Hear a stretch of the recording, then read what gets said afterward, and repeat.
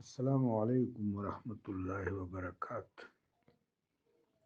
مشہور مفسر حضرت طبری، ابن جریر طبری، جو مورخ بھی ہیں رحمہ اللہ تعالی، وہ فرماتے ہیں کہ کسی بھی انسانی سماج میں ممکنہ طور پر تین طبقات ہوتے ہیں۔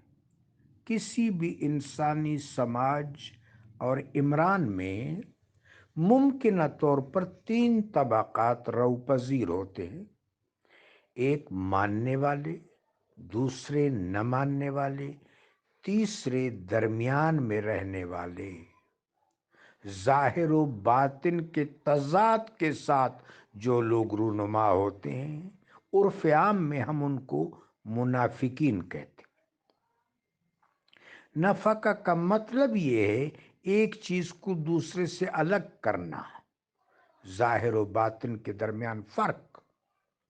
قرآن عظیم نے اپنی مصحفی ترتیب میں جب خلق خدا کو مخاطب کیا، محبوب پاک صاحب لولاک صلی اللہ علیہ وآلہ وبارک وسلم کے توسط سے، تو تینوں طبقات کا ذکر کیا۔ سب سے پہلے اہل ایمان کا ذکر کیا، ذالک الکتاب لا ریب فیہ ھدی للمتقین الذین یؤمنون بالغیب ویقیمون الصلاة ومما رزقناہم ینفقون والذین یؤمنون بما انزل الیک وما انزل من قبلک وبالآخرۃ ھم یوقنون اولئک علی ھدی من ربہم واولئک ھم المفلحون۔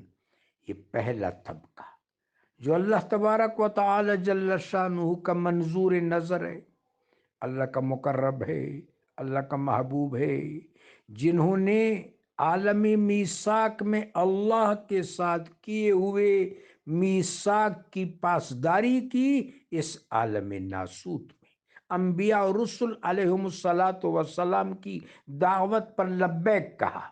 یہ محبوب طبقہ ہے، یہ اہل ایمان ہے۔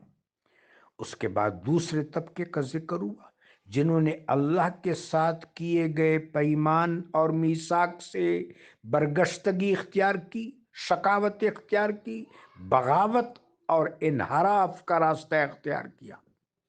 ان الذین کفروا سواء علیہم اانذرتہم ام لم تنذرہم لا یؤمنون ختم اللہ علی قلوبہم وعلی سمعہم وعلی ابصارہم غشاوہ ولہم عذاب عظیم۔ یہ دوسرا طبقہ، انکار کرنے والے۔ تیسرا طبقہ، وَمِنَ النَّاسِ مَن يَقُولُ آمَنَّا بِاللَّهِ وَبِالْيَوْمِ الْآخِرِ وَمَا هُم بِمُؤْمِنِينَ۔ دعویٰ تو کرتے ہیں، ایمان نہیں ہے۔ یہ وہ لوگ ہیں، وَإِذَا قِيلَ لَهُمْ لَا تُفْسِدُوا۔ اب رب جلیل نے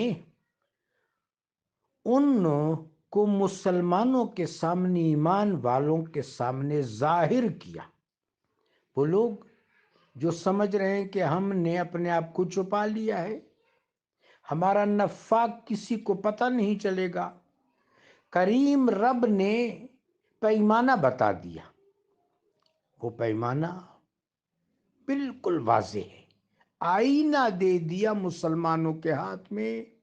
اس آئینہ میں ان کا باطن نظر آتا ہے، ان کی حرکات کی صورت میں، ان کے اقوال کی صورت میں، ان کی باتوں کی صورت میں، ان کی مکاریوں کی صورت میں، ان کی مکروہات کی صورت میں، ان کی مذموم سرگرمیوں کی صورت میں ان کا باطن کھل جاتا ہے اور صاف نظر آتا ہے۔ وَإِذَا قِيلَ لَهُمْ، کہ جب ان سے کہا گیا یا کہا جاتا ہے، لا تفسدوا فی الارض، زمین میں فساد نہ کرو، قالوا انما نحن مصلحون۔ اب دو معنی ہیں۔ ایک مطلب یہ ہے کہ وہ یہاں پر بھی منافقت کا مظاہرہ کرتے ہیں، ان کو پتہ ہے کہ ہم فساد کرتے ہیں، لیکن دعویٰ یہ کرتے ہیں کہ ہم اصلاح کرنے والے ہیں۔ ان کو بھی معلوم ہے کہ ہم فساد کی بنا ڈال چکے ہیں، فساد کر رہے ہیں، لیکن مکر کرتے ہیں اور کہتے ہیں ہم تو اصلاح کرتے ہیں. ایک معنی یہ ہے.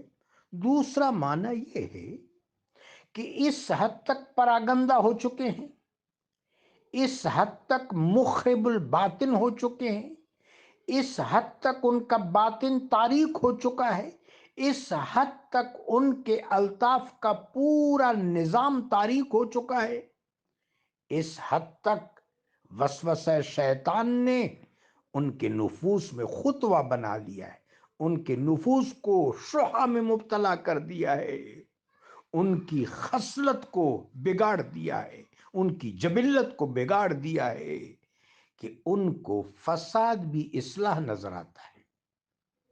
الا انہم ہم المفسدون. کریم فرماتا ہے ان کو چھوڑ دو، یہی مفسد ہیں. یہ الگ بات ہے کہ ان شعور نہیں رکھتے.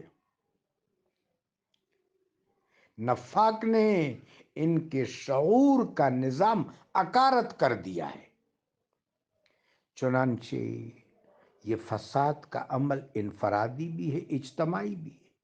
انفرادی طور پر ہر شخص یہ دیکھ لے کہ اگر میرے اعمال سے مجھ کو، میرے اہل خانہ کو، میرے اہل محلہ کو، جوار کو، اقارب کو، ملک کو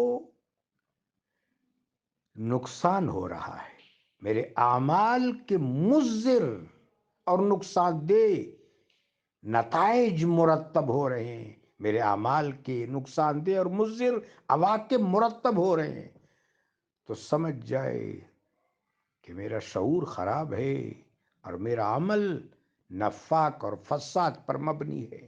پھر اس سے اجتناب کرے، اپنی اصلاح کرے. فساد، فتنہ اور نفاق میں مبتلا شخص اگلے جہان سخت خسارے میں ہوگا. قرآن نے بہت سخت وارننگ ایشو کی ہے. ان المنافقین لفی الدرک الاسفل من النار. منافقین آگ کے درک کے اسفل میں ہوں گے. یہ اعتقادی منافقین کی بات ہے. عملی طور پر جس شخص سے نفاق ہو جاتا ہے یہ فسق ہے. رب جلیل کی رحمت سے بعید نہیں ہے کہ اللہ اس کو اپنے حبیب کے صدقے معاف کر دے. عملی طور پر اگر منافقوں سے مشابہ کوئی اعمال بندے سے سرزد ہو جائیں تو یہ عملی نفاق ہے. فقہائے عظام نے اور اہل معرفت نے بھی اس کو فسق کہا ہے. فاسقین جو ہے ان کی شدید صورت تو یہ ہے، فاسقین الذین ینقضون عہد اللہ من بعد میثاقہم ویقطعون ما امر اللہ به ان یوصل ما امر اللہ به ان یوصل ویفسدون فی الارض. یہ جو فاسقین ہیں یہ اعتقادی قسم کے منافقین ہیں. لیکن عملی طور پر اگر کوئی خطا سرزد ہو جائے تو یہ فسق کے دائرے میں ہے. کریم رب معاف کرنے والا مہربان ہے.